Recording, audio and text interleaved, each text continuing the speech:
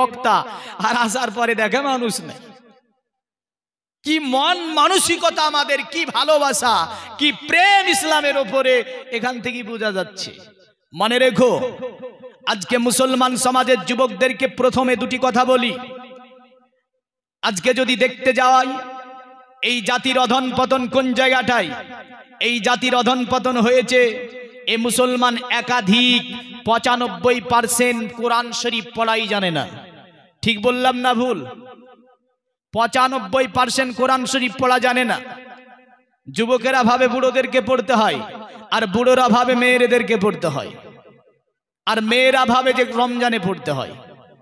একদম রমজানে পারে আর ঈদের দিন উঠায়, আবার রমজানে পারে। দ্বিতীয় নম্বরে এ জাতির অধঃপতনের পিছনে আর একটা কারণ হচ্ছে এরা 95% মানুষ নামাজ পড়ে না। ঠিক না? আমার মুর্শিদাবাদের কথা বলছি, এখানে জানি না যেখানে কতটা পড়ে। হ্যাঁ, 95% মানুষ নামাজও পড়ে না। আসি এ মোহাম্মদ সাল্লাল্লাহু আলাইহি সাল্লাম, তিনি হিজরত করলেন 622 খ্রিস্টাব্দে। কত খ্রিস্টাব্দে? সন্ধি হলো নবীজির সঙ্গে হুদাইবিয়ার সন্ধি হলো 628 খ্রিস্টাব্দে। নবীজি মক্কা জয় করলেন 630 খ্রিস্টাব্দে। নবীজি সাল্লাল্লাহু আলাইহি সাল্লাম বিদায় হজ করলেন 632 খ্রিস্টাব্দে।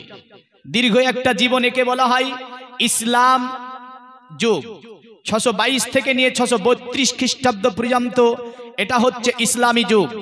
তারপরে 632 থেকে নিয়ে একদম 661-63 পর্যন্ত একে বলা হয় খোলাফায়ে রাশিদিনের যুগ। ওখান থেকে চলে গেল উমাইয়া, আব্বাসী, বিভিন্ন যুগ আমরা দেখতে পাই। আসি আল্লাহ পাকের নবী যখন বিদায় হজ করলেন, সাফা পাহাড়ের ওপর চাপলেন। চাপার পরে নবীজি সাল্লাল্লাহু আলাইহি সাল্লাম ডানে তাকাচ্ছেন, বামে তাকাচ্ছেন, পিছনে সামনে তো শুধু মানুষ আর মানুষ। জোরে বললেন, নবী ডাকলেন, ইয়া আইয়ুহান নাস।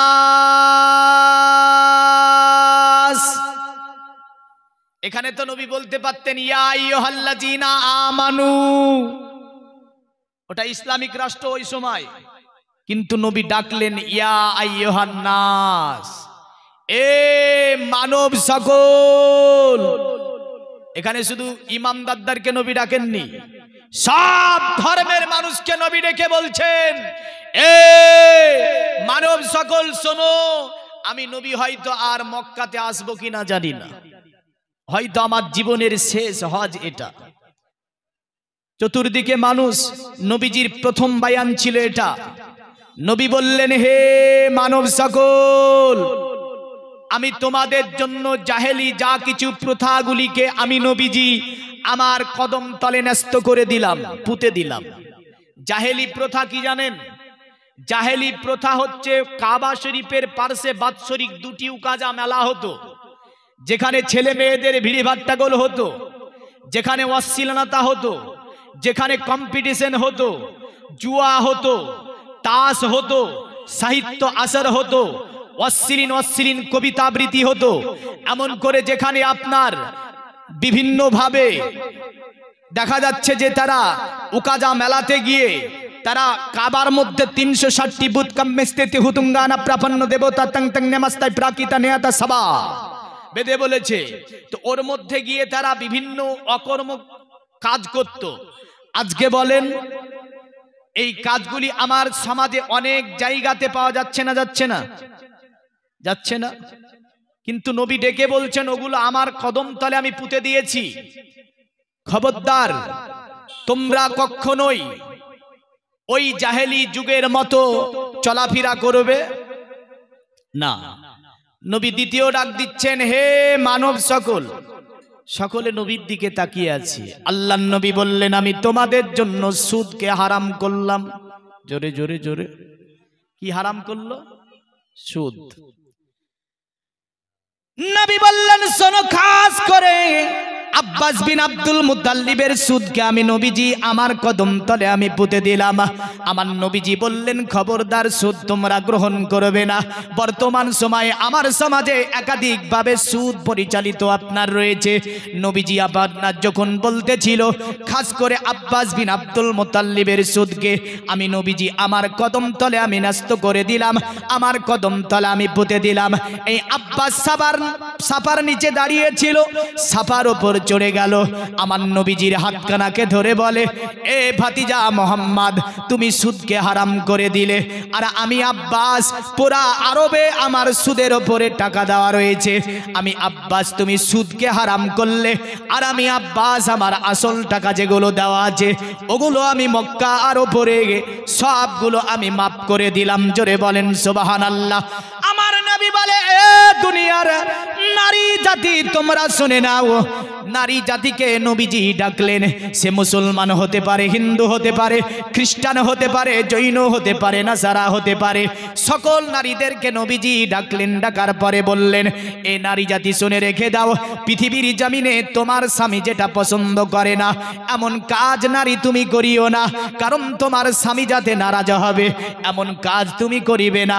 কত সুন্দর বর্ণনা দিলেন নবীজি। এ কথাটা বললেন না যে এ পৃথিবীর মুসলমান নারীরা তোমার স্বামীর তুমি খিদমত করবে, এটা তো নবীজি উপদেশে বলতে পারতেন, কিন্তু নবীজি বললেন না।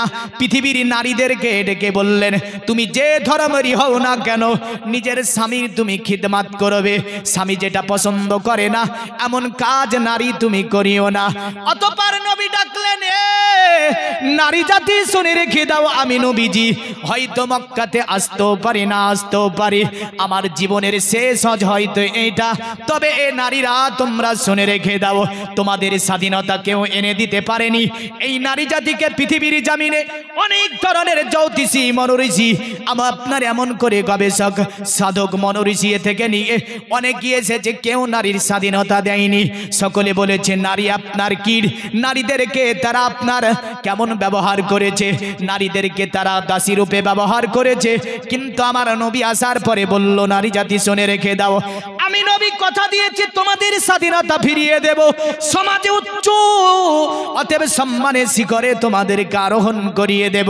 তবে আমি নবী তাই করিয়ে দিয়েছি। তবে নারী তোমরা শুনে রেখে দাও, তোমাদেরকে আর একটা আমি উপদেশ দিয়ে যাচ্ছি, স্বামীর বিনা অনুমতিতে তোমাদের বাড়িতে কাউকে প্রবেশ করতে দেবে না। তোমার স্বামী যদি বাড়িতে না থাকে, কোনো অন্য পরপুরুষ যদি তোমার বাড়িতে প্রবেশ করব বলে স্বামীর অনুমতি ছাড়া অন্য কোনো পুরুষকে তোমার বাড়িতে প্রবেশ করতে দেবে না। জোরে বলেন সুবহানাল্লাহ। এ দুনিয়ার মুমিন মুসলমান, বর্তমান যদি আমার নবীজি যা দিয়ে গেলেন এগুলোকে যদি আমাদের জীবনে বাস্তবায়ন করে নিতে পারি, খোদার কসম আমাদের জীবন মঙ্গল হয়ে যাবে। হবে না? হবে না? এখানে খুব ব্রেন হাজির রাখবেন, কারণ আমি বলেছি এ উপদেশ শুধু মুসলিমের জন্য ছিল না। যদি মুসলিমের জন্য থাকতো এ উপদেশ, তাহলে নবীজি ইয়া আইয়ুহাল্লাযীনা আমানু বলে ডাক দিতেন। কিন্তু আপনি দেখবেন সাফার ওপর দাঁড়িয়ে যে ডাক নবীজি দিয়েছিলেন সেটা মানবকে ডাক দিয়েছিলেন, সে যে ধর্মেরই হোক না কেন। জোরে বলেন। অতঃপর নবীজি সাল্লাল্লাহু আলাইহি ওয়াসাল্লাম তিনার লেকচারের শেষ বয়ানে ছিল সুন্দরতম একটা কথা। আল্লাহর নবী বললেন, শোনো আমার উম্মত, পৃথিবীর জমিন থেকে আমি নবী যদি চলে যাই, তবে তোমাদের জন্য আমার সবচেয়ে বড় মজেজা যেটা, সেটার নাম কোরআন। এই কোরআনটা তোমাদের কাছে আমি রেখে যাব, আমি নবী এটাকে নিয়ে যাব না। এ আমার উম্মত, এই কোরআনকে তোমরা সর্বময় বুকের সঙ্গে আঁকড়িয়ে ধরে থাকবে। পৃথিবীর কোনো শক্তি তোমাদেরকে আক্রমণ করতে পারবে না, পৃথিবীর কোনো শক্তি তোমাদেরকে অপমানিত করতে পারবে না, পৃথিবীর কোনো শক্তি তোমাদেরকে লাঞ্ছিত করতে পারবে না, বঞ্চিত পদদলিত করতে পারবে না। আজকে আমাদের কাছে কোরআন আছে, আমরা অপমানিত হয়েছি। আমাদের কাছে কোরআন আছে, আমরা পরিচালিত হয়েছি। আমাদের কাছে কোরআন আছে, আমাদেরকে আপনার অপমান হতে হয়েছে। কিন্তু কোরআন বলছে, শোন এ দুনিয়ার মানব, আমি কোরআন যে জাতির কাছে থাকবো, ওই জাতিটা হবে পৃথিবীর জমিনে সর্ব উত্তম জাতি। জোরে বলেন। কিন্তু কোরআন তো আছে, আর আমরা অপমান হতে চলছি না। কোরআন বলে আমি যে জাতির কাছে থাকবো সেই জাতি সমগ্র পৃথিবীকে পরিচালনা করবে। কিন্তু কোরআন আমাদের কাছে আমরা অন্য জাতি দ্বারা পরিচালিত হয়েছি না হয়নি? তাহলে কোরআন ভুল করে না আমরা ভুল করছি? কোরআনে ভুল আছে? আছে।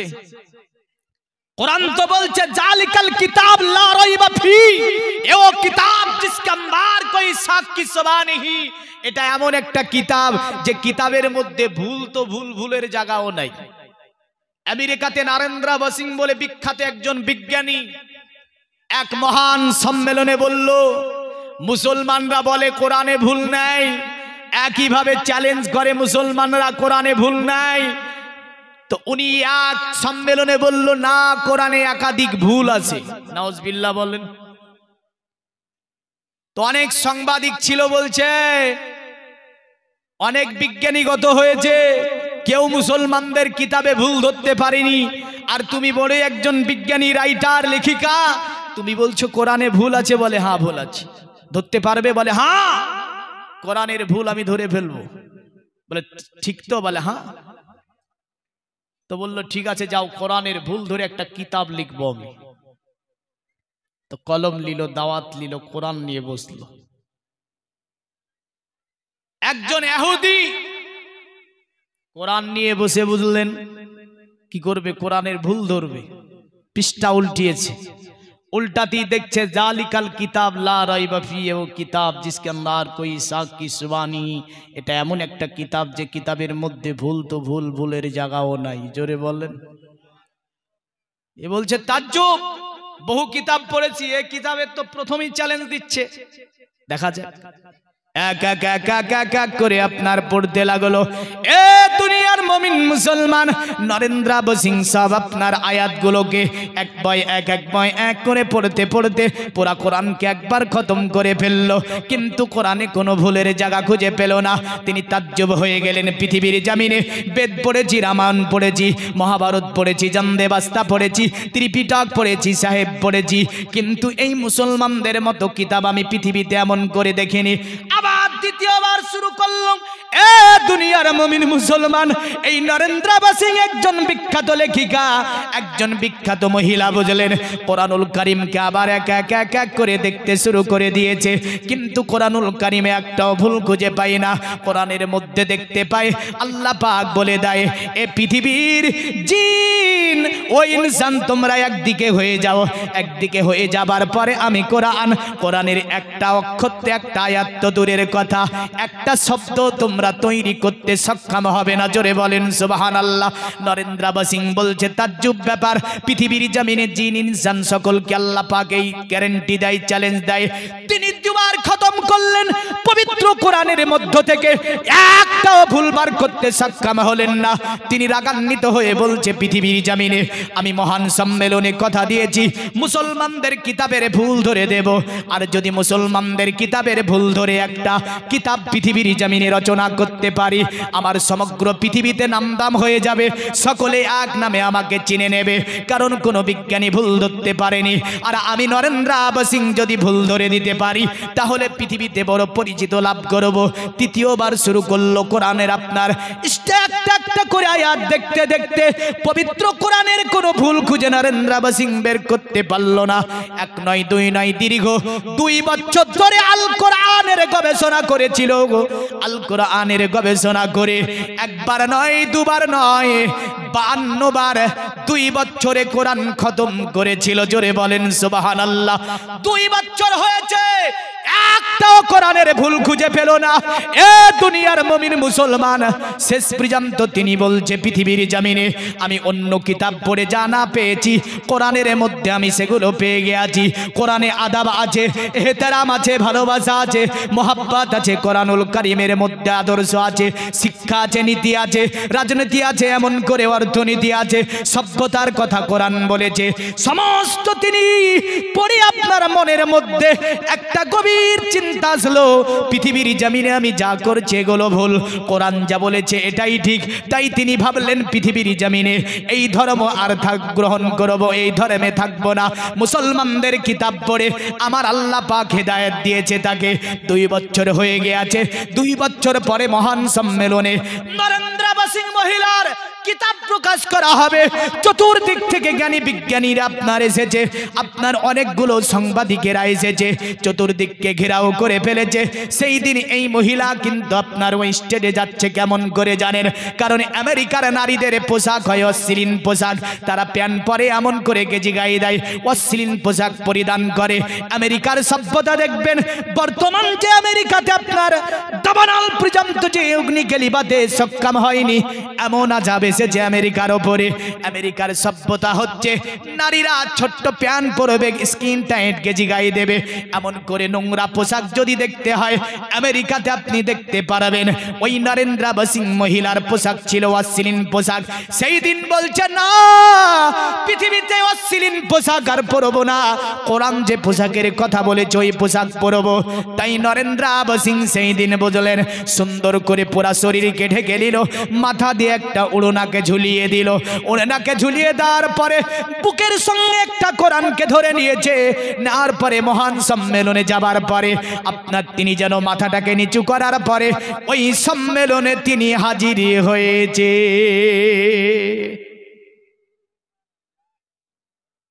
কিন্তু দেখা যায় যে আমার মুসলমান নারীদের মধ্যে পোশাক এমনও আছে, এমনও পরিবার পরিবেশ আছে যা আমেরিকাকে ফেল করে দেবে। আছে না নাই? সবাইকে বলছি না, কিছু কিছু আছে না। আল্লাহর নবী বলেছে আদ-দায়ুসু লা ইয়াদখুলুল জান্নাহ, দায়ুস কখনো জান্নাতে যাবে না। নবীজিকে জিজ্ঞাসা করলো দায়ুস কে? নবী বললেন ওই পিতা দায়ুস যে পিতা নিজের কন্যাকে ইসলামের অঙ্গিনায় রাখলো না। মিলাবেন আপনি? আমি মিলাবো না, বলে দিচ্ছি শুধু। নবী বলছে শোনো দায়ুস ওই ব্যক্তি যে নিজের বোনকে ইসলামের অঙ্গিনায় রাখতে পারলো না, ওই ভাইটা দাউসের মধ্যে। যে স্বামী নিজের স্ত্রীকে ইসলামের অঙ্গিনায় রাখতে পারলো না, ওই স্বামী দাউসের মধ্যে। যে শ্বশুর নিজের পুত্রবধূকে ইসলামের অঙ্গিনায় রাখতে পারলো না, ওই শ্বশুর দাউসের মধ্যে।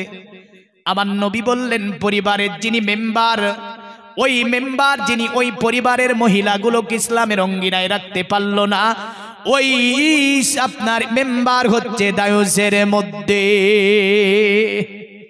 এমন করে নবীজি 5 থেকে 6 জনকে দায়ুস বলেছেন। একজন মহিলা মোটামুটি 6 জন ব্যক্তিকে জাহান্নামে নিয়ে যাবে। কয়জন ব্যক্তিকে? 6 জন ব্যক্তিকে জাহান্নামে টেনে নিয়ে চলে যাবে। বোঝা যাচ্ছে এই থেকে বাঁচতে হবে না? হবে না? হবে। বাড়ির মহিলাগুলোকে জালসাতে এসেছেন, যে কি আজকে বলে বলছি না, যেদিনই হোক, যেখানে যাবে, যেখানে যেভাবে যাবে, যেভাবে পাঠাবেন, অবশ্যই আপনি গার্জেন খোঁজ খবর নিয়ে রাখবেন। নতবা কিয়ামতের দিন আপনার পেছন থেকে ধরে ফেলবে, গর্দনটা ধরে বলবে কোথা যাবা? জান্নাতে না জাহান্নামে চলো আমার সঙ্গে। হ্যাঁ আসি তো। নরেন্দ্র বসিং পরেছে কোন পোশাক? মাথা ঢেকে পড়েছে। নারীদের পোশাক মাথা ঢাকাই হবে। কি ঢাকা হবে? নারীদের পোশাক মাথার তালু থেকে নিয়ে পায়ের তালু পর্যন্ত ঢাকা থাকবে। এটা শুধু ইসলাম বলেছে তা নয়, বেদে বলেছে অধং পස්සব্বে মাপ্রি সনাতং পদকো হরো মাতে কসফলক দসন্ত সাহারি ব্রহ্ম ভুবিত। বেদ বলল শুনে রেখে দে, নারী যারা হবে তাদের মাথার তালু থেকে নিয়ে পায়ের তালু পর্যন্ত ঢাকা থাকবে। পণ্ডিতকে বলছে পণ্ডিত, এর বিপরীত যদি কোনো নারী রাস্তাঘাটে চলাফেরা করে, বলে এর বিপরীত যদি কোনো নারী রাস্তাঘাটে চলাফেরা করে, ওই নারীটা পৃথিবীতে নারী হবে না। মাতে কসফলক দসন্ত সারি ব্রহ্মভুবিত, ওই নারীটা ধূর্ত শগুন। বেদ বলল ওই নারীটা হচ্ছে ধূর্ত শগুন। যে নারী অশ্লীল পোশাক পরে আর তাকে দেখে অন্য পুরুষ আকৃষ্ট হয়, ওই নারীটা নারী নয়, ওই নারীটা হচ্ছে ধূর্ত শগুনের মতো, কারণ ওটা নারী নয়। এটা ইসলাম শুধু পর্দার কথা বলেছে তা নয়, সব ধর্মে পর্দার কথা বলা হয়েছে। আসি পৃথিবীর মুমিন মুসলমান, এই কোরআন পড়ে যদি একজন এত বড় বিজ্ঞানী সে পর্দা করে নিতে পারে, নিজেকে চেঞ্জ হয়ে যেতে পারে, কোরআন তো আমাদের ঘরে ঘরে আছে, আমরা চেঞ্জ হতে পারি না? পারি না? পারি না, কিন্তু পড়াই তো জানি না। আরে পড়ো গো কোরআন মধুর বাণী, দিয়ে মন প্রাণ অন্তর তোমার সদা হবে পড়িলে কোরআন। আরে ওযু করো কোরআন খোলো, কাবার দিকে বসে ধীরে ধীরে পড়ো কোরআন, জীবন কাটবে সুখে। জোরে বলুন, আর একটু জোরে বলতে হবে সুবহানাল্লাহ। আরে পড়ো গো কোরআন মধুর সুরে, দিয়ে মন প্রাণ অন্তর তোমার সদা হবে পড়িলে কোরআন। জোরে বলি সুবহানাল্লাহ। পৃথিবী মুমিন মুসলমান, তো আমার নবী বলল শুনে রেখে দাও, দুনিয়াতে তোমাদের কাছে যে কিতাবটা রেখে যাচ্ছি, এই কিতাবটার নাম হচ্ছে আল কোরআন। এই আল কোরআনকে বুকের সঙ্গে আঁকড়ে ধরে থাকবে, পৃথিবীর কোনো শক্তি তোমাদেরকে আক্রমণ করতে পারবে না। জোরে বলেন সুবহানাল্লাহ। তাহলে আমাদের জান্নাতে যাওয়ার জন্য আল কোরআন হচ্ছে একটি আপনার কি, আল কোরআন হচ্ছে একটা রাস্তা।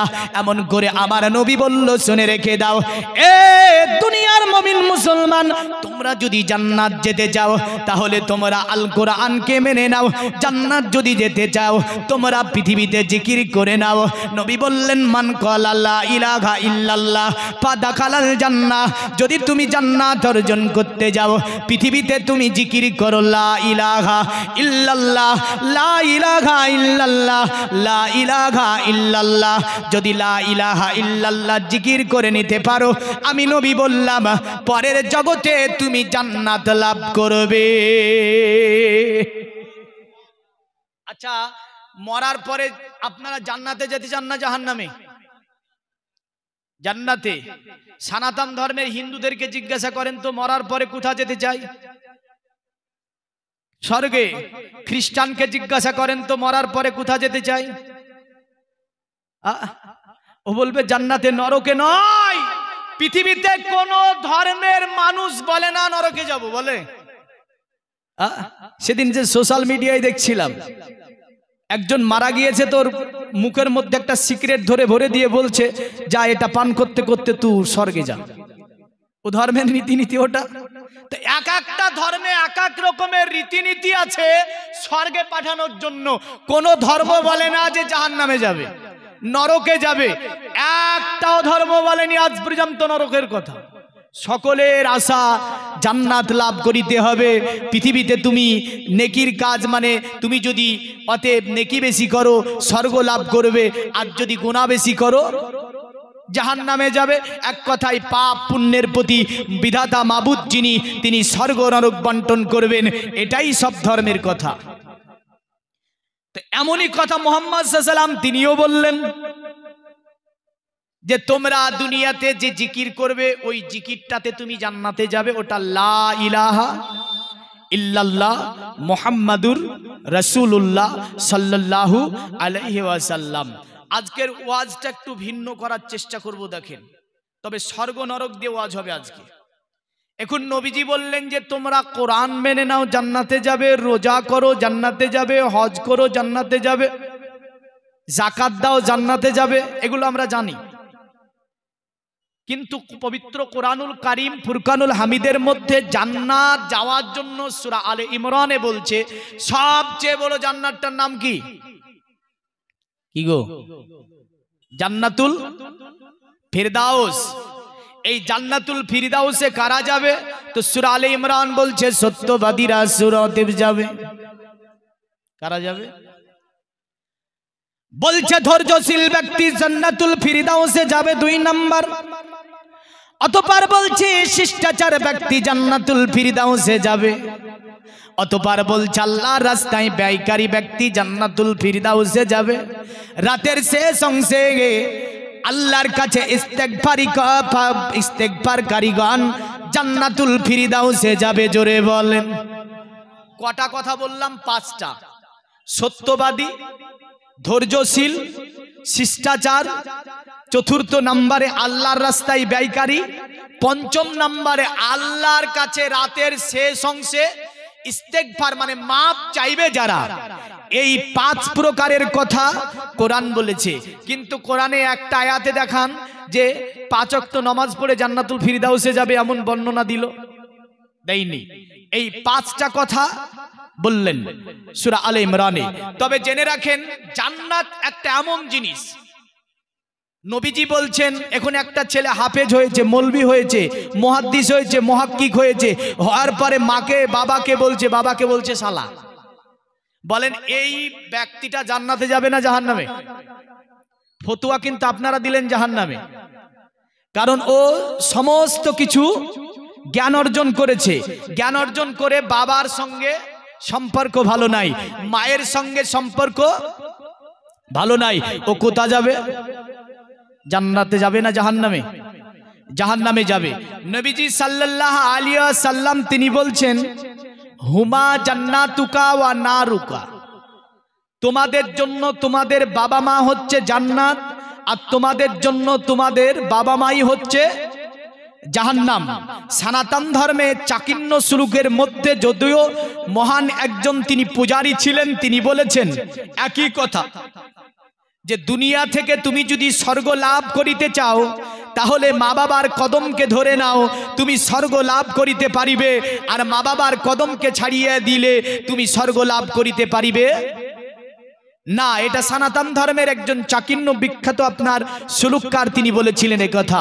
তবে হ্যাঁ, পিতামাতার খিদমত করার কথা নবীজি বলেছেন। কে? আচ্ছা বলেন, এটা মুসলিমকে শুধু বলেছে না হিন্দুকে, নাকি জৈনকে, নাকি খ্রিস্টানকে, নাকি নাসারাকে, নাকি দলিতকে, নাকি আদিবাসীকে, নাকি সকলকে? নবী বলছেন পৃথিবীতে। অতএব পৃথিবী সন্তানেরা, আল্লাহ নবী বললেন শোনো, তোমার মা নামাজ পড়ুক চায় না পড়ুক মায়ের খিদমত করো। তোমার মা রোজা করুক চায় না করুক মায়ের তুমি খিদমত করো। তোমার মা মন্দিরে যাক বা না যাক মায়ের তুমি খিদমত করো। তোমার মা গির্জায় যাক বা না যাক তোমার মায়ের তোমাকে খিদমত করতে হবে। পৃথিবীর জমিনে আপনার আরব ছিল একটা মরুভূমির দেশ, যেখানে অনেক ধরনের ধর্ম ছিল, হিন্দু, জৈন, খ্রিস্টান, নাসারা, দলিত, আদিবাসী থেকে নিয়ে বিভিন্ন ধর্ম আরবে আপনার পাওয়া গিয়েছে। বিভিন্ন মানুষ আপনার সেখানে বসবাস করত। তারা বলল আল্লাহর নবী আব্দুল্লাহর ছেলে মোহাম্মদের উপদেশটা দেখো। নবীজি বলে মায়ের খিদমত ছেলেদের করতে হবে। শুধু এটা মুসলমানকে বলেনি, নবী সব জাতের ছেলেদেরকে বললেন এ পৃথিবী সন্তান তোমরা শুনে রেখে দাও, তোমাদের জান্নাত হচ্ছে মায়ের কদম তলে, তোমাদের জান্নাত হচ্ছে মায়ের কদম তলে। কারণ তোমরা মা বাবার খিদমত করো।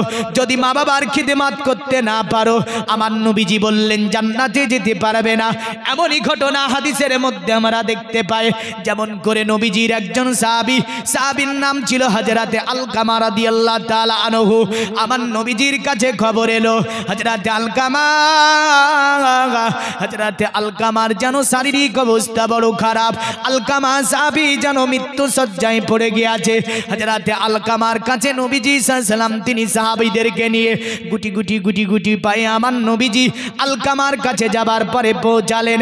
আমার নবী আলকামার দিকে তাকিয়ে আলকামাকে ডাকে, আলকামা এ আলকামা তুমি কলেমা পড়ে নাও। আলকামাকে নবীজি বলছেন লা ইলাহা ইল্লাল্লাহ মুহাম্মাদুর রাসূলুল্লাহ, কিন্তু আলকামার জবান দিয়ে কলেমা বের হয় না। আমার নবী আবার ডাকে, আলকামা এ আলকামা তুমি কলেমা পড়ে নাও। আলকামার জবানটা যেন বন্ধ আছে, আলকামা সাহাবী যেন কলেমা পড়তে পারে না। আমাদের সমাজে এমন অনেক ঘটনা দেখবেন ঘটবে। যেমন করে আপনার দেখা যায় যে মৌলভী সাহেব যাবার পরে কলেমা পড়াতে যায়, জবান বন্ধ, কষার মধ্যে আঙ্গুল ভরে দেওয়ার পরও কলেমা বের হয় না। এমন আছে না নাই? জবান বন্ধ হয়ে আছে, জীবনে পড়েনি কলেমা, তো মৃত্যুর সময় বেরাবে মৃত্যুর সময় কি করে বাড়াবে? দুনিয়ার মুমিন মুসলমান, আমার নবীজি আলকামাকে বলছে, আলকামা কি ব্যাপার, তোমার জবানটা বন্ধ কেন? আলকামা কেন কথা বলতে পারে না? আমার নবী বলে, এ আলকামা কি ব্যাপার, তোমার জবানটা কেন বন্ধ? আল্লাহ নবী আলকামার মাকে ডাকছেন, এ আলকামার মা, এ আলকামার মা। আলকামার মা বেরিয়ে আসলো। আমার নবী বলছে, আলকামার মা কি ব্যাপার, আলকামার জবান কেন বন্ধ? আমার নবীকে আলকামার মা বলছে, ইয়া রাসূলুল্লাহ, আমি বলতে পারবো না আলকামার জবানটা কেন বন্ধ। আমার নবী বলেছিলেন, আলকামার মা, তোমার সঙ্গে তোমার ছেলের কি কোনো বিবাদ আছে? তোমার ছেলের কি তোমার ছেলের সঙ্গে দুনিয়াতে তোমার ছেলের কি কোনো বিবাদ আছে? আলকামার মা বলছে, ইয়া রাসূলুল্লাহ, আলকামাকে আমি কথা বলতাম না, আলকামা আমাকে কথা বলতো না, আলকামার সঙ্গে আমার পার্থিব দুনিয়াবি ঝামেলা ছিল। আমার নবী আলকামার মার দিকে তাকিয়ে বলল, এ আলকামার মা, তুমি কি তোমার ছেলেকে মাফ করে দিতে পারো না? আলকামার মা বলছে, ইয়া রাসূলুল্লাহ, কারণ আমার ছেলে আলকামাকে আমি ক্ষমা করব না। আমার নবী বলছে, কেন ক্ষমা করবে না? আলকামার মা বলছে, ইয়া রাসূলুল্লাহ, আলকামা আমার সঙ্গে কথা বলতো না, আমি আলকামার সঙ্গে কথা বলতাম না, আমি আলকামাকে ক্ষমা করতে পারবো না। আমার নবী বলে, এ আলকামার মা, যদি তোমার ছেলেকে তুমি ক্ষমা করে না দাও, আমি রাসূলুল্লাহ আলকামার জানাজার নামাজ আমি পড়াবো না। আচ্ছা বলেন, যদি একজন সাহাবীর জবান বন্ধ হয়ে যায়, আমাদের জবান কি ঠিক থাকবে? একাধিক পরিবারে এই ক্যান্সার ভাইরাস ধরেছে না ধরেনি? একাধিক পরিবারে আছে। এটা কিয়ামতের বড় একটা আলামত হচ্ছে, ছেলে বাবার সঙ্গে চলবে না, ছেলে মায়ের সঙ্গে চলবে না, ছেলে পরিবার বোন ভাই এদের সঙ্গে চলবে না, অন্যদেরকে নিয়ে চলবে। এটা কিয়ামতের একটা বড় আলামত। আজকে একাধিক পরিবারকে এ ভাইরাস ধরে ফেলেছে, আর আমরা বলছি জান্নাত যাব, জান্নাত যাব, জান্নাত যাব। আরে জান্নাত তো সকলেই যেতে চায়, কিন্তু জান্নাতটা আছে কোথায় একটুখানি দেখো। ইবাদতে তো শুনেছো জান্নাত আছে, হ্যাঁ খিদমতেও জান্নাত আছে, জোরে বলেন সুবহানাল্লাহ। ইবাদত করে জান্নাত নাও পাওয়া যেতে পারে, কিন্তু মনে রেখো খিদমত করে হয়তো ওই দুয়াতে তুমি জান্নাতে চলে যেতে পারো।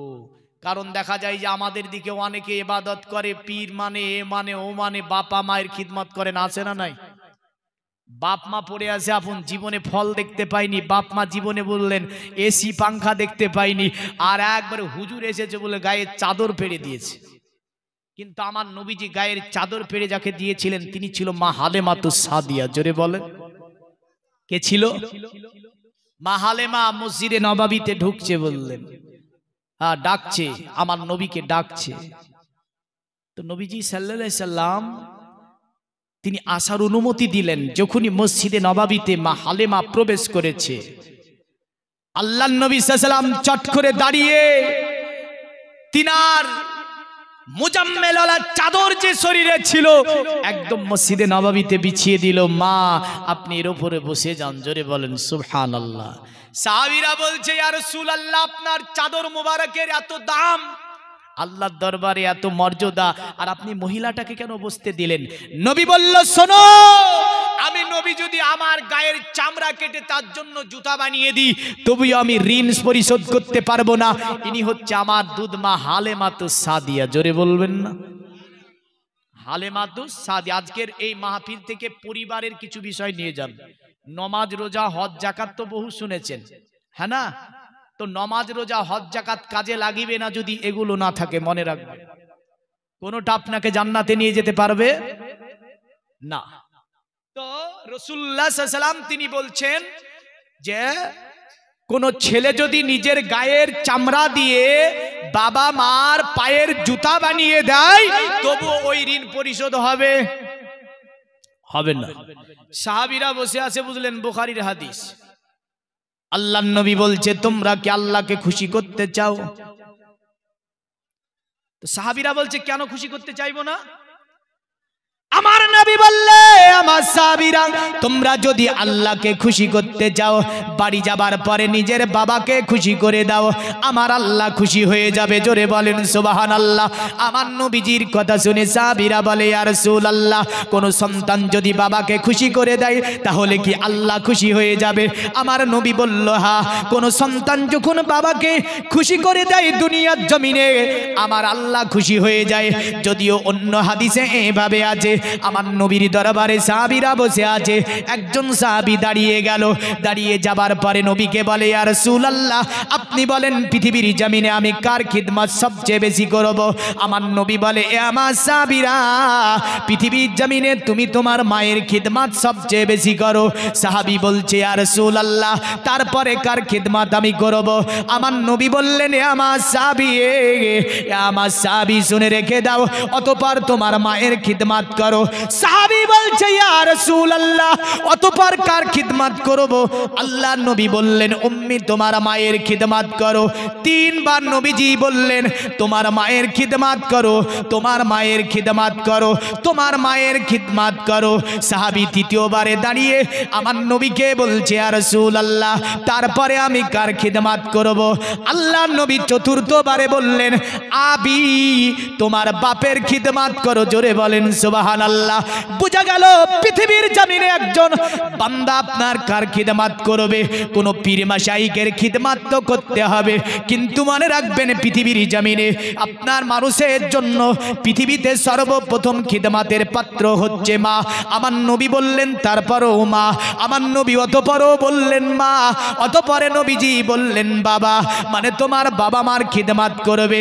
এরা দুজন যদি খুশি হয়ে যায়, আর খুশি হয়ে যদি আল্লাহ দরবারে তোমার জন্য মোনাজাত করে দেয়, আমি রাসূলুল্লাহ বলছি তুমি আল্লাহর দয়ার জান্নাত লাভ করবে। জোরে বলেন সুবহানাল্লাহ। এমনই আলকামার জন্য নবী বলে, আলকামার মা, তুমি যদি আলকামাকে ক্ষমা না করে দাও, আমি নবীজি পৃথিবীর জমিনে তার জানাজার নামাজ পড়াবো না। আলকামার মা বলে, ইয়া রাসূলুল্লাহ, ইয়া হাবিবাল্লাহ, ওগো নবীজি, আপনি যতই বলুন না কেন আমার ছেলে আলকামাকে আমি মাফ করব না, আমার ছেলে আলকামাকে আমি ক্ষমা করব না। আমার নবী বলে, তাই নাকি? বলে, হ্যাঁ। আমার নবী সাহাবীদেরকে বলে, এ আমার সাহাবীরা, এ আমার সাহাবীরা, তার জন্য অতএব জ্বালানিগুলো গোছায় করো। আমি নবীজি দুনিয়ার জমিনে জিন্দা অবস্থায় আমি আলকামাকে জ্বালিয়ে দেব।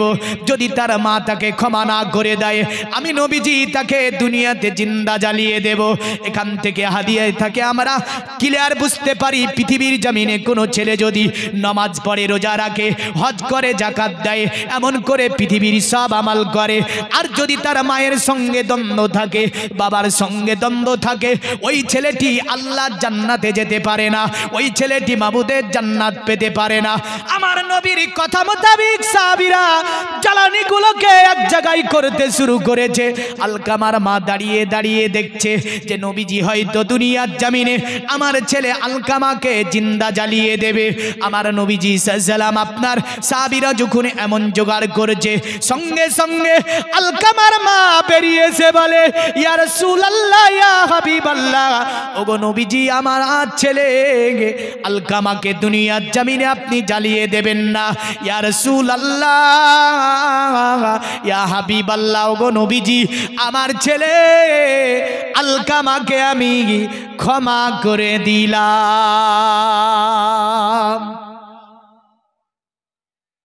তো নবীজির সম্মুখে যখন আলকামার মা এসে ক্ষমা করলো, আলকামার জবান দিয়ে বেরিয়ে গেল, লা ইলাহা, সকলে একসঙ্গে পড়বেন, লা ইলাহা ইল্লাল্লাহ, লা ইলাহা ইল্লাল্লাহ, লা ইলাহা ইল্লাল্লাহ, লা ইলাহা,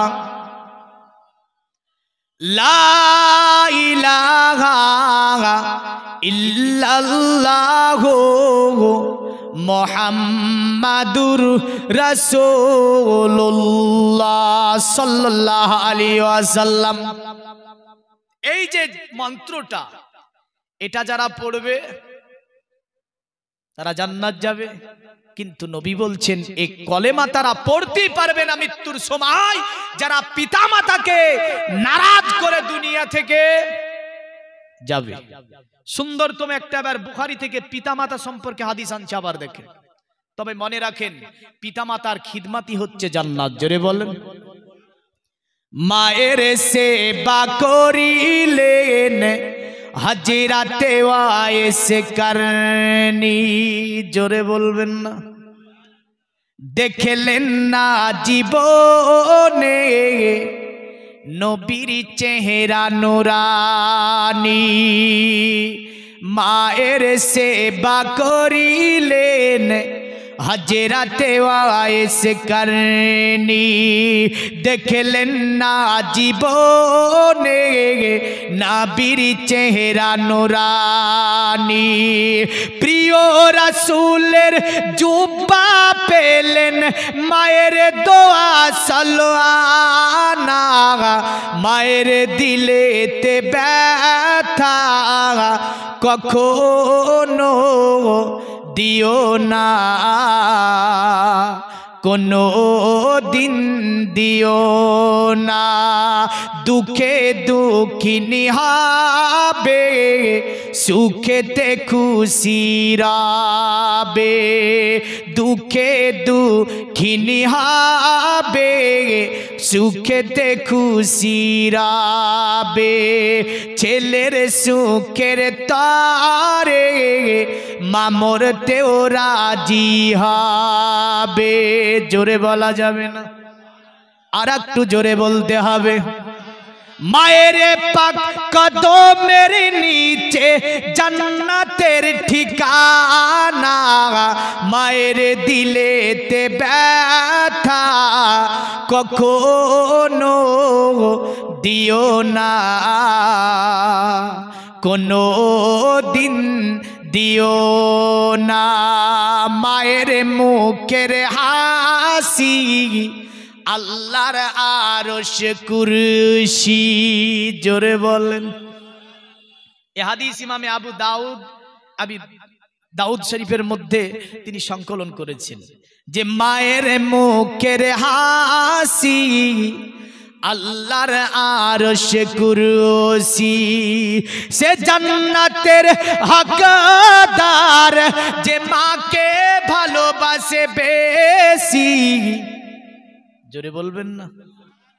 আরে ওই ব্যক্তি তো জান্নাতের হকদার যে মাকে বেশি ভালোবাসবে। আরে সে জান্নাতের হকদার যে মাকে ভালোবাসে বেশি। শুনলে নূরে আরে ফিন মায়ের কে ফোটা দুধেরিন।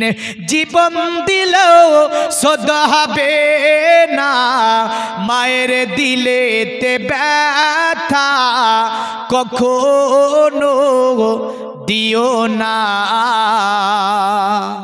কোনো দিন দিও না। ছোট্ট করে নবীর ওপর একটু দুরুদ আল্লাহুম্মা সাল্লি আলা মাওলানা। এ দুনিয়ার মুমিন মুসলমান মনে রাখবেন আমার নবীজি হাদিসখানা বর্ণনা হয়েছে বুখারী শরীফের দ্বিতীয় খণ্ডে শেষের দিকে হাদিস বিখ্যাত। আপনার একটা বড় হাদিস আপনার সম্মুখে তিনটি হাদিস বর্ণনা করব ইনশাআল্লাহ। ওয়াজের সমাপ্তি ঘোষণা করব। তবে এই হাদিস ইমাম বুখারী দ্বিতীয় খণ্ডের মধ্যে আনছেন। পৃথিবীর জমিনে বড় একজন আল্লাহওয়ালা ছিল। এই আল্লাহওয়ালা ছিল যে আল্লাহওয়ালার নাম ছিল জুরাইদ বলে একজন। বুঝলেন, এই জুরাইদ আপনার একদিন তিনি আপনার কি করছেন, তিনি 5 ওয়াক্ত নামাজ পড়তেন, পড়তেন তাহাজ্জুদের নামাজ পড়তেন, এমন করে আবিনের নামাজ পড়তেন। পৃথিবীর জমিনে এমন কোনো ইবাদত ছিল না যে জুরাইদ রাহমাতুল্লাহ আলাইহি তিনি আপনার করতেন না। একদিন জুরাইদ তিনি রাত্রি বেলায় তিনি ঘরের মধ্যে আপনার তিনি দাঁড়িয়েছেন, নামাজে ইবাদত করতে তিনি দাঁড়িয়ে গিয়েছেন।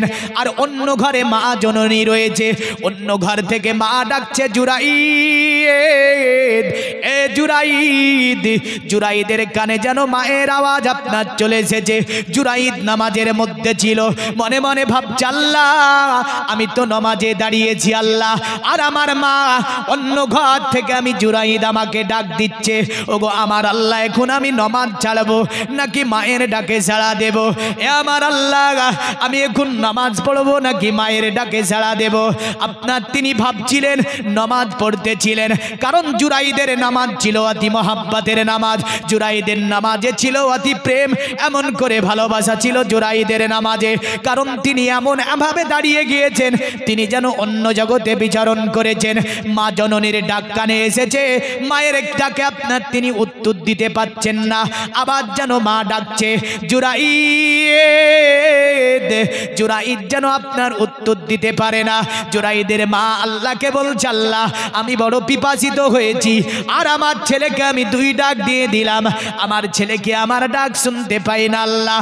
জুরাইদ তো ডাক শুনতে পায়, কিন্তু জুরাইদ আল্লাহকে বলে আল্লাহ আমি তো এখন নামাজের মধ্যে দাঁড়িয়েছি গো আল্লাহ, কিন্তু আমার মা আমাকে ডাক দিচ্ছে আল্লাহ, আমি এখন নামাজ পড়বো নাকি মায়ের ডাকে ছাড়া দেব? জুরাইদ নামাজকে বাদ দিতে পারে না, আবার যেন মা ডাক দেয় জুরাইদ। জুরাইদ কিন্তু তখনও নামাজ সম্পন্ন করতে পারেনি। মা 1 2 করে 3টি ডাক দেওয়া হয়ে গিয়েছে। মা জননী তিনি আর ডাকলেন না, তিনি যেন আল্লাহর কাছে হাত তুলে মোনাজাত করতে শুরু করলেন। মায়ের মনটা বড় খারাপ হয়েছিল, মায়ের মনে ব্যথা পেয়েছিল যে আমার ছেলে জুরাইদকে আমি 3টি ডাক দিলাম, আমার ছেলে উত্তর দিল না আল্লাহ। তিনি দুয়ার মধ্যে তাই একটা কথা বলে ফেলেছিলেন আল্লাহ আমার ছেলে জুরাইদকে যেমন আমি 3টি ডাক দেওয়ার পরে আমার ছেলে জুরাইদ আমাকে ছাড়া দিল না, ওগো আমার আল্লাহ দুনিয়ার জমিনে জুরাইদ যতদিন অপমানিত না হবে আল্লাহ তুমি জুরাইদের মৃত্যু দেবে না। দুনিয়ার মুমিন মুসলমান মনে রাখবেন, আমি আপনার এখানে এসেছি, আমার দোয়া কবুল হতেও পারে না হতে পারে। ইমাম সাহেব দোয়া করে দেবে, ইমাম সাহেবের দোয়া কবুল হতেও পারে নাও হতে পারে। কোনো আল্লাহওয়ালা দোয়া করে দেবে, কবুল হতেও পারে নাও হতে পারে। মনে রাখবেন পৃথিবীর জমিনে আপনি কোনো বুজুর্গ ব্যক্তিকে দিয়ে দোয়া করিয়ে নেবেন, কবুল হতে পারে নাও হতে পারে। কিন্তু আমার নবীজি বলেছেন কোনো পিতামাতা যদি দোয়া করে দেয় কোনো সন্তানের জন্য, সেটা ভালো হোক বা খারাপ হোক, আল্লাহর দরবারে যদি কোনো পিতামাতা দোয়া করে দেয় ওটা কারেন্টের নাই, আমার আল্লাহর দরবারে কবুল হয়ে যায়। এই ঠান্ডার মৌসুমে অনেক বাড়িতে বুড়া বাপ মা কতই না ডাকে ছেলেকে, ডাকে না ডাকে না গো, ডাকে না ডাকে, কিন্তু কোনো সাড়া নাই। কেন? বর্তমান শিক্ষাটা হয়ে গিয়েছে ইহুদি স্টাইলের উপরে। কি স্টাইলের উপরে? আদর্শ চলছে ইহুদি আদর্শ, সভ্যতা চলছে ইহুদি সভ্যতা। আর এই সভ্যতায় ছেলে লালন পালন করে কি বাবা মাকে দেখবে গো? দেখবে? ওই যে বৃদ্ধাশ্রম দেখেন না, শহরে শহরে বৃদ্ধাশ্রম তৈরি হচ্ছে না? আর ইহুদি সভ্যতা হচ্ছে বৃদ্ধাশ্রমে নিয়ে যে রেখে আসা। অনেক মুসলমান পরিবারের ছেলেদেরকে দেখছি, ছেলেকে পড়িয়েছে আইপিএস অফিসার বানিয়েছে, ইঞ্জিনিয়ার করেছে, চিফ মিনিস্টার করেছে, ছেলে চাকরি করে আমেরিকাতে। তো আমেরিকাতে বউ নিয়ে চলে যাবে, বাবা আছে, নিয়েছে তো একটাই ছেলে। কটা ছেলে নিয়েছে? নিয়েছে একটাই ছেলে, তবু আইপিএস অফিসার, ভালো অফিসার বুঝলেন। এখন ওকে চলে যাবে আমেরিকা, চলে যাবে ফ্রান্স, চলে যাবে জাপান, চলে যাবে জার্মান, বিভিন্ন আপনার চাকরি বাকরি টাকা কামাইতে। তো বলছে বউটাকে বগল দাবা করে নিয়ে যাবে, আর বাপ মাটাকে তো কে রান্না করে দেবে? তো বলছে বৃদ্ধাশ্রমে রেখে আয়। বৃদ্ধাশ্রমে যাওয়ার পরে বলছে 5 লাখ টাকা দেবো, 2 বছর থাকবে। জান্নাত কি ও টাকা দিয়ে কিনা হয় গো? বলেন, বৃদ্ধাশ্রমে বাবা মাকে রেখে আসলে বাবা মা দোয়া করবে না বদদোয়া করবে? আর বাবা মা যদি বদদোয়া করে জান্নাত না জাহান্নাম? জাহান্নাম। তো ছেলেকে যদি আপনি ইসলামিক সভ্যতার উপরে, ইসলামিক আদর্শের উপরে সত্যকারী ছোট থেকে আপনি লালন পালন করতে পারেন, ওই ছেলেটি বাবা মার খিদমত করবে না? করবে না? করবে না? কিন্তু ছোটবেলায় তো আপনি কোনোদিন বলেননি পড় লা ইলাহা ইল্লাল্লাহ মুহাম্মাদুর রাসূলুল্লাহ সাল্লাল্লাহু আলাইহি সাল্লাম, এটা পড়তে পারে না। আপনার ছেলে tata bye bye high high সব শিখে নিয়েছে। শিখেছে না শেখেনি? এগুলো শিখে নিয়েছে। তো যখনই বললেন একদম বাপ বলছে যে আব্বা বলছে, হ্যাঁ বাপি কি বলছে? বাপি বলছে। দেখুন ওই ব্যক্তিটা বুঝলেন 5 হাঁড়ি মিষ্টি নিয়ে একটা ভ্যান করেছে, রাস্তাতে বুঝলেন 1 চুল করে মিষ্টি দেয় আর চলে যায়। তো বলছে, লোকে বলছে কি ব্যাপার রে এত মিষ্টি দিছিস? বলে আমার ছেলে আজকে আমাকে বাপি বলে ডেকেছে। বলে তাই নাকি? বলে হ্যাঁ। বিরাট খুশি বুঝলেন, বাপি বলে ডেকেছে, একদম মিষ্টি দিয়ে। লোকে বলছে যে বন্ধুরা বলছে তাই নাকি? বলে চদিনই তোর ছেলে তো কদিন হলো? বলে কয় মাস হলো বয়স, আর তোকে বাপি বলছে? বলে হ্যাঁ। তো যাবার পরে বললেন এরা যে বলছে কই বলতেনি। তো ছেলেকে বলছে আব্বুজি। তো ছেলে বলছে বলো শালো। শালোটাও শিখেছে বললেন, এটাও শিখিয়ে দিয়েছে শালো বলা। তখন বন্ধুরা বলছে কি ব্যাপারে তোকে শালো তো বলতে শিখেছে, এর জন্য আবার কি দিবি? বাপি বলার জন্য তো মিষ্টি দিলি, আর শালো বলার জন্য তাহলে একটা খানা দে এবার। এই তো পরিবেশ, এই তো সভ্যতা চলছে। আমার রাসূলুল্লাহ সাল্লাল্লাহু আলাইহি ওয়াসাল্লাম তিনি বলছেন বাচ্চাগুলো যখন 7 বছরে পরিণত হবে তখন তাকে কোরআন শিখিয়ে দাও। জোরে বলেন কি শিখাবেন? কয় বছর বয়সে শিখাবেন? 7 বছর বয়সে শিখাবেন। তো প্রতিটা পরিবারকে বলে যাচ্ছি, রাসূলের হাদিস, আল্লাহর নবী বলছেন বাচ্চারা যখন 7 বছরে পরিণত হবে তখন তাকে কোরআন শিখাও। নবীজি বললেন যখন 10 বছরে পরিণত হবে তখন তাকে নামাজের শিক্ষা দাও। জোরে বলেন কিসের শিক্ষা দেবে? মনে মনে হাসছেন যে আমি তো নামাজ পড়ি না, ছেলের আবার কি নামাজ পড়ার কথা বলবো? বাপ মা কোরআন শরীফ পড়ে না, ছেলেকে কি কোরআন শরীফ পড়ার কথা বলবে?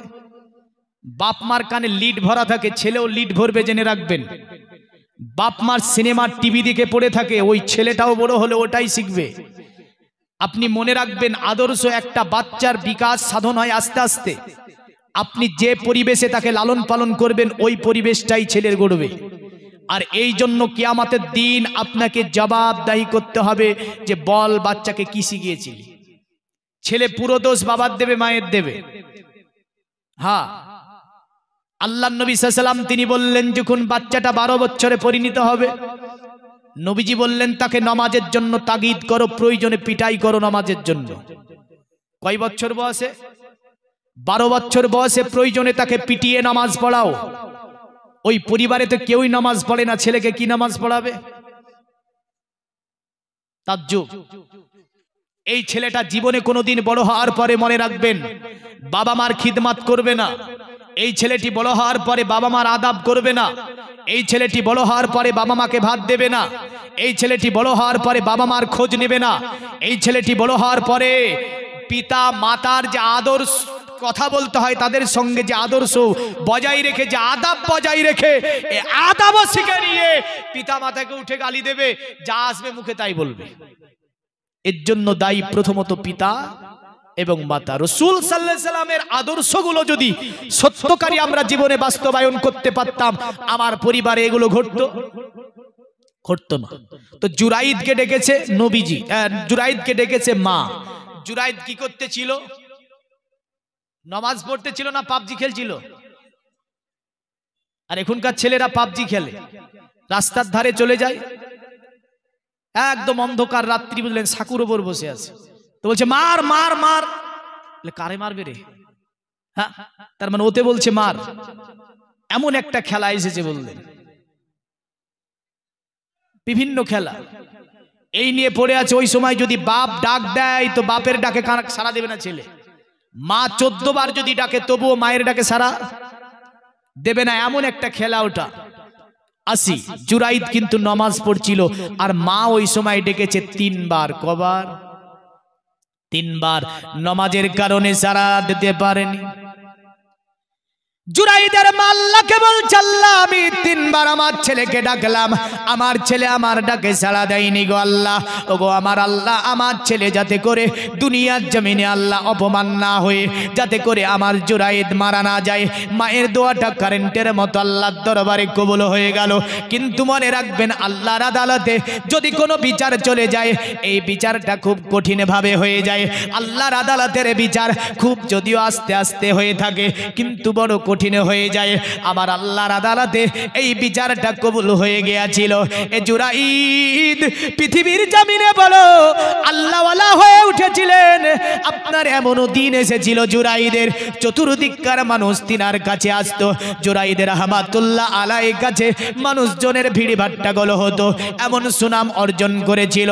যদি কাউকে আপনার কোনো বাচ্চা অসুখগ্রস্ত হতো, এই জুরাইদ যদি আল্লাহর কাছে দোয়া করে দিত, তাড়াতাড়ি কবুল হয়ে আপনার আমার আল্লাহ তাকে শিফা দান করে দিত। চতুর্দিকে মানুষের ভিড় ভাট্টাগোল, আর মায়ের বদদোয়া এই জুরাইদের ওপরে রয়েছে। বড় সুনাম ধন্য হয়েছে জুরাইদের। একদিন হঠাৎ করে একদিনে বুঝলেন, একজন ওই জুরাইদের আপনার ঘরের পাশে একটা ছোট্ট কুড়ো ঘর থাকতো। এই কুড়ো ঘরে একটা গোলাম রাখাল থাকতো। একদিন জুরাইদের ঘরে একজন পরমা সুন্দরী মহিলা আপনার রাতের অন্ধকারে আসার পরে প্রবেশ করেছে। জুরাইদ রহমাতুল্লাহ আলাইহি ওই সময় তিনি ইবাদত বন্দেগী করতেছিলেন, তিনি যেন আল্লাহর জিকির আজকার করতেছিলেন। আর ওই মহিলাটা বড় সুন্দরী ছিল বুঝলেন। অশ্লীল পোশাক পরিধান করার পরে আল্লাহওয়ালা জুরাইদের ঘরে প্রবেশ করে গেল। জুরাইদ রহমাতুল্লাহ আলাইহি বলল, এ বেহায়া নারী, কি ব্যাপার এত রাত্রিতে অশ্লীল পোশাক পরিধান করে কেন আমার ঘরের মধ্যে প্রবেশ করেছিস? নারীটা আপনার জুরাইদ রহমাতুল্লাহ আলাইহিকে আপনার প্রেম ভালোবাসা বিনিময় করলো। কিন্তু জুরাইদ বলল, শয়তান মহিলা কোথাকার, আমার ঘর থেকে তুই বেরিয়ে যা। আমি জুরাইদ রহমাতুল্লাহ আলাইহি পৃথিবীর জমিনে আমি এমন কাজ করতে পারি না। মেয়েটি বারবার তাকে বলতেছিল, আল্লাহর ওলি জুরাইদ আল্লাহকে বলে, আল্লাহ পৃথিবীর জমিনে নারী চক্রান্ত এমন একটা চক্রান্ত গো আল্লাহ, কারণ তুমি আমাকে হেফাজত করো এই চক্রান্ত থেকে। আল্লাহ পাক তাকে হেফাজত করেছিল। কিন্তু এই বেহায়া নারীটা জুরাইদ রহমাতুল্লাহ আলাইহির ঘর থেকে বেরিয়ে যেতে পারছে। ঘরে একটা রাখাল ছিল, এই রাখালটার সঙ্গে জেনাই লিপ্ত হলো বুঝলেন। জেনাই লিপ্ত হওয়ার পরে এই মহিলাটার পেটে বাচ্চা এসে গেল। এই মহিলাটার পেটে বাচ্চা আসলো। একদিন, 2 দিন, 3 দিন, 1 মাস, 2 মাস, 3 মাস মানুষের মধ্যে জানাজানি শুরু হতে লাগলো। মানুষে দেখতে পাই মহিলাটা যেন গর্ভবতী, অথচ মহিলাটার পৃথিবীতে বিবাহ হয়নি। মানুষেরা জিজ্ঞাসা করলো, কি ব্যাপার, পৃথিবীর জমিনে তোর কোনো বিবাহ হয়নি, অথচ তুই আজকে গর্ভবতী হলি কেমন করে? ওই মহিলাটা বলল, শোনো জনগণ, যাকে তোমরা আল্লাহওয়ালা মানো, যার কাছে তোমরা যাও, যাকে তোমরা অনেক ভালোবাসো, ওই জুরাইদের ঘরে একদিন আমি রাতের অন্ধকারে একটা কাজের জন্য গিয়েছিলাম। জুরাইদ আমার সঙ্গে খারাপ কাজে লিপ্ত হয়েছিল, আর খারাপ কাজে লিপ্ত হওয়ার জন্য আজকে আমি গর্ভবতী হয়েছি। যাকে তোমরা আল্লাহওয়ালা মানো, ওই জুরাইদ আমার সঙ্গে জেনা করেছে, আর জেনা করার কারণে আমি যেন গর্ভবতী হয়েছি। বলেন তো, যদি এমন কোন সাক্ষী মহিলা দিয়ে দেয়, কোন আল্লাহওয়ালা মানবে? পিটিয়ে চামড়া বিনিয়ে দেবে। লোকেরা বলছে, যাকে আল্লাহওয়ালা মানি, যার কাছে তেল পানি পড়িয়ে নি, বাচ্চা বিপদে পড়লে নিয়ে যাই ফুক দিয়ে নি, আমরা বিপদগামী হলে যার কাছে দোয়া করে নি, এমন করে কোনো বিপদগামী হলে তার কাছে যাই। কিন্তু আজকে দেখি এই ব্যক্তিটা যেন এত খারাপ যে সুন্দরী মহিলা দেখে তার সঙ্গে জেনা করেছে। জেনা করার কারণে এর পেটে বাচ্চা এসেছে। কোনো আপনার যাচাই বাছাই ছাটাই করার টাইম নাই, কারণ দেখবেন বাজারে চলাফেরা করেছে। এ নারী জাতির চক্রান্ত হচ্ছে খুব মারাত্মক চক্রান্ত। রাস্তায় চলতে চলতে যদি কোনো নারী বলে দেয়, আপনার মেলার মধ্যে যদি বাইচান বলে দেয়, এই ছেলেটি আমার গায়ে হাত দিয়েছিল, তো দেখ আর না দেখ, ওকে পিটিয়ে চামড়া বিনিয়ে দেবে না? নারী চক্রান্ত খুব মারাত্মক বললেন। সে ছেলেটা চিনুক বা না চিনুক, তাকে জানুক বা না জানুক বুঝলেন, বাই চান্স যদি কোনো নারী আপনাকে ইচ্ছা করে যে পিটাবো, একে এই মেলার মধ্যে পিটাবো, তো শুধু একটা কথা বললি পিটিয়ে দেবে সবাই ধরে, দেখবেও না যে হাত দিয়েছে কি দেয়নি বললেন। হ্যাঁ, তো নারী চক্রান্ত খুব মারাত্মক। যেমন আমরা পবিত্র কোরআন সূরা ইউসুফের মধ্যে দেখতে পাই যে এই জুলাইখার চক্রান্ত কেমনটা ছিল ইউসুফ আলাইহিস সালামের উপরে। তো এই নারী চক্রান্ত খুব মারাত্মক বললেন। জনগণ বলছে তাজ্জুব, চল পিটিয়ে চামড়া বিনিয়ে দেব। এত বড় আসপারদা ওর। আমরা যাকে ওলি মনে করি, আল্লাহওয়ালা মনে করি, তার মধ্যে এমন ধরনের খারাপ কাজ রয়েছে। পৃথিবীর মুমিন মুসলমান সকলে একভাবে লাঠি সোটা নিয়ে যাবার পরে জুরাইদ রাহমাতুল্লাহ আলাইহি ঘরের মধ্যে বসে বসে ইবাদত করতেছিলেন। মানুষ আসার পরে চতুর্দিককে ঘুরে ফেললো, বলে বেরিয়ে এসো বাড়ি ঘর থেকে। বলে তোমার ইবাদত ছুটিয়ে দিচ্ছি, এমন করে তুমি আল্লাহওয়ালা নাকি? তুমি জিকির আজকার করো আর সুন্দরী মহিলার সঙ্গে তুমি জেনা করেছো, যার কারণে মহিলাটা গর্ভবতী হয়েছে। আল্লাহর ওলি জুরাইদ রাহমাতুল্লাহ আলাইহি চতুর্দিকে মানুষ দেখে তিনি কি বলবেন কিছুই যেন ঠিক পান না। আল্লাহর ওলি জুরাইদ রাহমাতুল্লাহ আলাইহি সঙ্গে সঙ্গে দরজাটা খুলতে বললেন। মানুষ আসার পরে পিটাতে শুরু করে দিল। এত মার মেরেছিল আল্লাহর ওলি জুরাইদ রাহমাতুল্লাহ আলাইহি বললেন পুরো শরীরে রক্তে রক্তাক্ত, নাক মুখ দিয়ে যেন রক্ত বেরাচ্ছে। আল্লাহর ওলি জুরাইদ তাদেরকে অনুনয় বিনয় করে বলল, এ জনগণ, আমাকে একটু সময় দেবে, তোমরা আমাকে পিটিয়ে মেরে দাও, তবে মাত্র 2 রাকাত নামাজের আমাকে সময় দাও।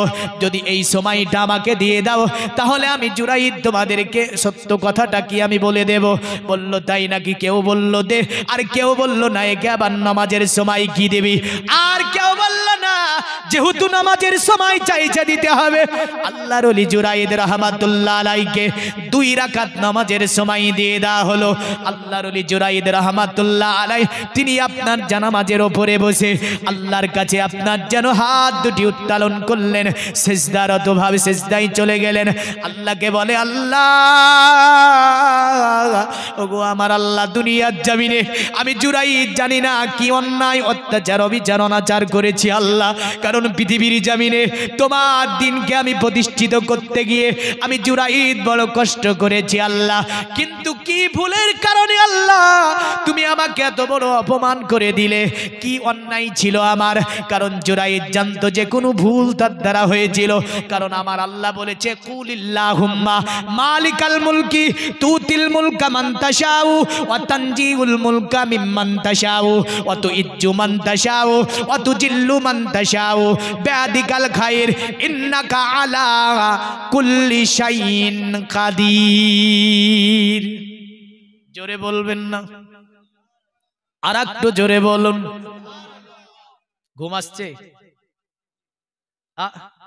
কারণ আমি প্রথমে বলেছি, দেখেন জীবাণু মাহফিলে অ্যাকচুয়ালি ওয়াজ করতে গিয়ে আমিও বহু কিছু, আমার যত মানুষ আসবে বুঝলেন, হাজার হাজার মানুষ থাকবে তো অটোমেটিক ওয়াজ উপস্থাপন করে ফেলবো। আর আপনাদের এখানে আমি এই বছরের জালসার প্রথম জালসা এটা, মানে এইরকম এত শ্রোতা নিয়ে, বুঝলেন? একটু জোরে বলুন তো সুবহানাল্লাহ। একদিন তোমারি নাম মসজিদে হবে এলান। হবে না? হবে না? কিন্তু তৈরি আছি তো? নাই। তৈরি থেকো, তৈরি রেখো, কবরে মান সামান, একদিন তোমারি নাম মসজিদে হবে এলান, একদিন তোমারি নাম মসজিদে হবে এলান। একদিন তোমাকে পরিয়ে কাফন, আত্মীয় স্বজন করবে দাফন। করবে না? করবে না? হঠাৎ চলে যাবে আদরের ধন, প্রিয় মা বাবার ভাসিয়ে নয়ন। তৈরি থেকো, তৈরি রেখো, সুন্নতি আমালি মান, একদিন তোমারি নাম মসজিদে হবে এলান, একদিন তোমারি নাম মসজিদে হবে এলান। নামে সমজাই করিবে এত বন্ধ হয়ে যাবে জীবন নাটক। বাহাদুরি থাকিবে না দেহে যাইবান, ফুরিয়ে বসন্ত আসিবে শ্রাবণ। আসবে না, আসবে না। ভাবছে যে এই রক্তের তেজ, গরম, অহংকার, জওয়ানি এগুলো থেকে যাবে না, থাকবে না, ফুরিয়ে যাবে।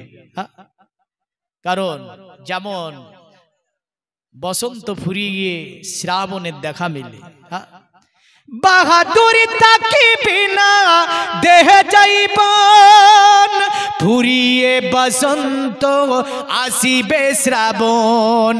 তৈরি থেকো, তৈরি রেখো, কোরআনি আমালি মান, একদিন তোমারি নাম মসজিদে হবে এলান। একদিন তোমারি নাম মসজিদে হবে এলান। তৈরি থেকো, তৈরি রেখো, কবরে মাসামান, একদিন তোমারি নাম মসজিদে হবে এলান। জোরে বলুন, আর একটু জোরে হবে না? পৃথিবীর মুমিন মুসলমান জুরাইদ রাহমাতুল্লাহ আলাইহি, কারণ তিনি জানতেন আমার আল্লাহ বলেছে এই সাম্রাজ্যের মালিক হচ্ছে আমার আল্লাহ। যাকে তিনি ইচ্ছা করেন সাম্রাজ্য দান করেন, যাকে তিনি ইচ্ছার কাছ থেকে ইচ্ছা করেন সাম্রাজ্যকে আমার আল্লাহ ছিনিয়ে নেয়, যাকে ইচ্ছা করে মাল্লার বানিয়ে দেয়, যাকে আমার ইচ্ছা করে আমার আল্লাহ ফকির আপনার বানিয়ে দেয়, আবার ফকিরকে মাল্লার বানিয়ে দেয়। আমার আল্লাহ বলছে অতুইজ্জু মান তাশা ওয়াতুজিল্লু মান তাশা, আমি আল্লাহ যাকে ইচ্ছা করি সম্মান দান করে দিই, আর আমি আল্লাহ যাকে ইচ্ছা করি জিল্লাত বানিয়ে দিই, অপমান করে দিই। জোরে বলেন সুবহানাল্লাহ। জুরাইদ আল্লাহকে বলে আল্লাহ অতুইজ্জু মান তাশা ওয়াতুজিল্লু মান তাশা, আল্লাহ তুমি ইচ্ছাতের মালিক, তুমি সম্মানের মালিক আল্লাহ। আমি জুরাইদ আল্লাহ পৃথিবীর জমিনে এমন কি অন্যায় করেছিলাম, ভুল করেছিলাম আল্লাহ, যার কারণে তুমি আমাকে এত বড় সাজা দিয়ে দিলে। আমার আল্লাহ ইলহাম করে জানিয়ে দেয় জুরাইদ, মনে করো সেই দিনের কথা যেই দিন তোমার মা, তুমি নামাজ আদা করছিলে আর তোমার মা পিপাসিত হয়েছিল। এ জুরাইদ তোমাকে একবার নয়, দুবার নয়, তিনবার ডাক দিয়েছিল, তুমি তার ডাকে সাড়া দিতে পারোনি। জুরাইদ আল্লাহকে বলে আল্লাহ আমি যে নামাজের মধ্যে রত ছিলাম গো আল্লাহ, এই কারণে আমি আমার মায়ের ডাকে সাড়া দিতে পারিনি। বোঝা গেল কোনো ছেলে যদি আপনার তারা রাত্রিতে যদি নফল নামাজেও দাঁড়িয়ে যায় আর মা যদি ডাক দেয়, মায়ের ডাকে সাড়া দেওয়া লাগবে। নফল ইবাদত ছেড়ে দিয়ে মার ডাকে সাড়া দেওয়া এটা ছেলের জন্য জরুরি। জোরে বলবেন না সুবহানাল্লাহ। ছেলে নফল ইবাদতে দাঁড়িয়েছে আর মা তাকে ডাকছে, তো বলছে নামাজ ছেড়ে দিয়ে মার কাছে যাও, কিন্তু ফরজ ইবাদত হলে হবে। ফরজ ইবাদতের বেলাতে নবীর ব্যাপারে কোরআনে বলেছে ইয়া আইয়ুহাল্লাযীনা আমানুস্তাজিবু লিল্লাহি ওয়ালির রাসূলি ইজা দাআকুম। এ পৃথিবীর ইমানদারেরা, এ পৃথিবী বিশ্বাসীরা, যখন তোমাদেরকে আমার নবী ডাক দেবে, তোমরা যদিও যে কাজই করতে থাকো না কেন সব কাজ বন্ধ করে দিয়ে আমার নবীজির ডাকে তুমি সাড়া দিয়ে দাও। এতেই তোমার জীবনের মঙ্গল আছে, এতেই তোমার জীবনের কল্যাণ আছে। আমার আল্লাহ বলে শোনো, যদি নামাজ পড়ো নামাজ ছেড়ে দাও নবীর ডাকে, রোজা রেখেছো রোজা ছেড়ে দাও, এমন করে হজে যাচ্ছ হজে নবী যদি ডাক দেয় বন্ধ করে দাও। আজান দিচ্ছ, আমার নবী তোমাদেরকে ডাক দিয়েছে, আজান বন্ধ করে দাও, নবীজির ডাকে সাড়া দিয়ে দাও, এতেই তোমার জীবনে মঙ্গল আছে। জোরে বলেন সুবহানাল্লাহ। হযরত জুরাইদকে মা ডাক দিয়েছিল, নামাজের কারণে সাড়া দিতে পারেনি। বলেন তো আমাদের পিতা মাতাদের কতই না কথার খেলাপ আমরা চলেছি। মা এক বলেছে আর এক করেছি, মা ডাক দিয়েছে বলেছি শুনতে পারবো না তোমার কথা শোনার সময় নাই। বলেন এই ছেলেটির নামাজ কাজে লাগবে, রোজা কাজে লাগবে, হজ কাজে লাগবে, যাকাত কাজে লাগবে না? লাগতে পারে না গো। এই ছেলেটা আল্লাহ জাহান্নামে চলে যাবে। কারণ নবীজি বলেছেন পিতামাতাকে খুশি করো, কারণ পিতামাতা যদি নারাজ থাকে আমি আল্লাহ আমার মসজিদে আসার পরে, এ বান্দা তুই যদি তওবা করিস, চোখ দিয়ে পানি বয়ে যায়, আমার মসজিদ দিয়ে যদি পানি গড়িয়ে যায়, আমি আল্লাহ তোকে ক্ষমা করব না বান্দা। কারণ তুই হুকুকুল্লাহর ইবাদতে যদি ভুল করিস, হুকুকুল্লাহর ইবাদতে কমি করিস, আমি আল্লাহ আমার মসজিদে আসার পরে আমি আল্লাহ আমার কাছে ক্ষমা চা, আমি আল্লাহ তোকে ক্ষমা করে দেব। কিন্তু মায়ের কাছে যদি ভুল করার পরে, মায়ের যদি অতএব হক নষ্ট করার পরে, এ বান্দা তুই আমার মসজিদে আসার পরে ক্ষমা চাস, আমি আল্লাহ তোকে মাফ করব না। বোঝা গেল যে ভাইয়ের হক নষ্ট করেছেন,